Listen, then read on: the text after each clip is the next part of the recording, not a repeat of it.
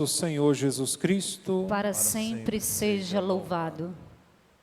Caríssimos irmãos e irmãs, nesse finalzinho da primeira carta de São Paulo a Timóteo, tem um versículo que poderíamos tomar como uma indagação.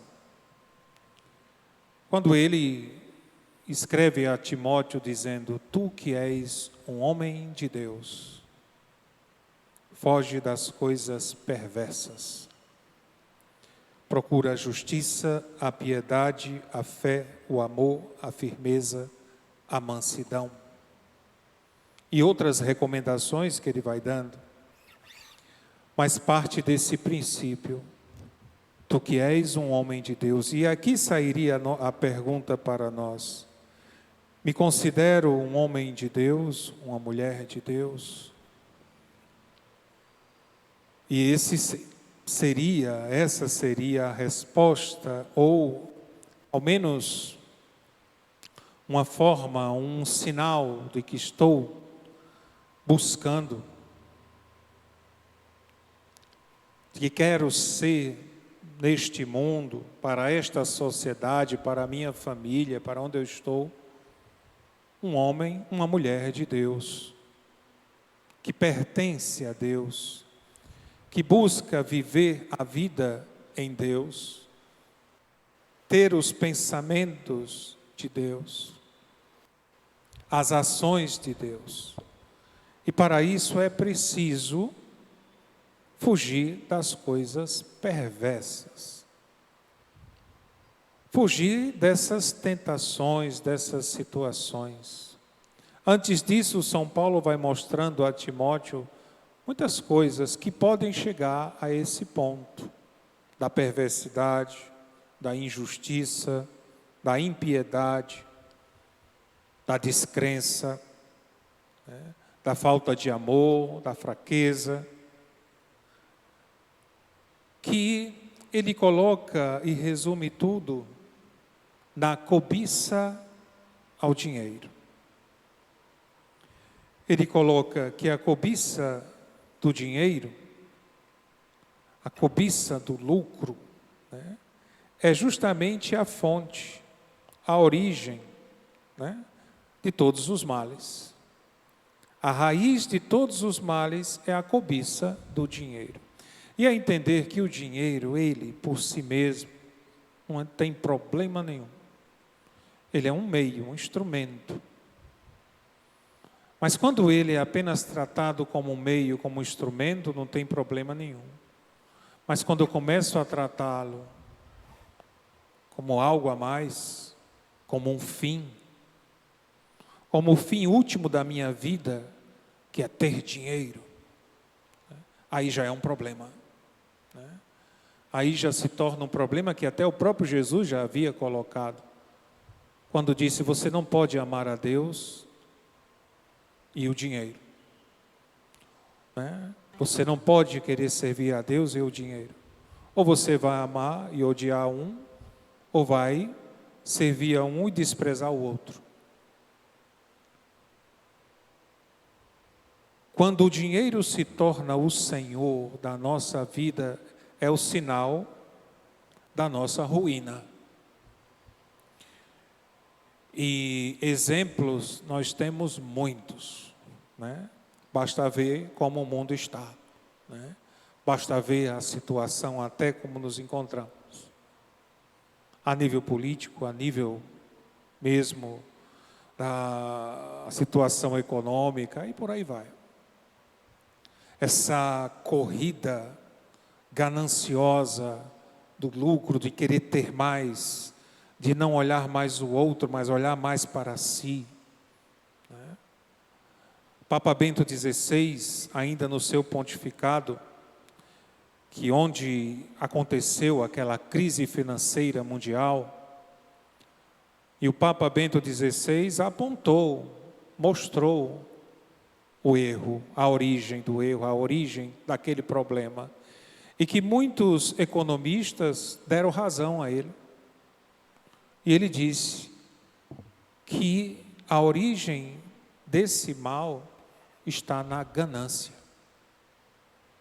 e que muitos economistas concordaram com ele. E por quê? Porque colocaram o dinheiro como um Deus, um instrumento, um pedaço de papel, uma barra de ouro, seja o que for, como um Deus, como o centro da vida do homem. Isso é um perigo terrível, porque é daí que vai justamente surgir a impiedade, daí que vai surgir as intrigas, daí que vai surgir as rixas, daí que acontece até brigas de família. Quem não já ouviu falar de brigas, famílias que brigam por causa de herança? Tudo porque o dinheiro se tornou o centro. A coisa é tão séria que até chegaram para Jesus com um assunto desse tipo. E Jesus diz: quem foi que me colocou como um juiz nessa situação? Né? É para termos realmente muita atenção mesmo. Quando utilizo o dinheiro como meio, acontece aquilo que São Paulo também coloca aqui. Sem dúvida, grande fonte de lucro é a piedade, mas quando é acompanhada do espírito de desprendimento. Não tem nenhum problema você ter o seu dinheiro, mas ele tem que ser acompanhado com esse espírito de desprendimento, de desapego. Ele não é o meu fim, ele não é o centro da minha vida. É um meio útil, tanto para viver, como também para exercer, nesse desprendimento, a própria caridade, em auxílio ao próximo. Veja, Jesus, que tinha seus discípulos, que estava evangelizando em cidades e povoados, precisava de dinheiro para a manutenção do grupo, né? Queria ali fazer milagre de transformar pedra em pão, isso foi até uma tentação. Não, mas ele, pela opção que fez, e qual foi a opção? Que mesmo sendo de condição divina, sendo Deus, sendo rico, ele se fez pobre. E se fez pobre para nos enriquecer. E nos enriquecendo desta maneira, fazendo de modo que sejamos desprendidos das coisas. E Jesus, sendo pobre e tendo essa comunidade pobre, ele era ajudado por aqueles que estavam ali, que acreditavam na sua palavra, que investiam. Como aqui é colocado, São Lucas coloca muito bem dizendo, colocando essas mulheres, e dizia, e várias outras mulheres que ajudavam a Jesus e aos discípulos com os bens que possuíam. E foi sempre assim.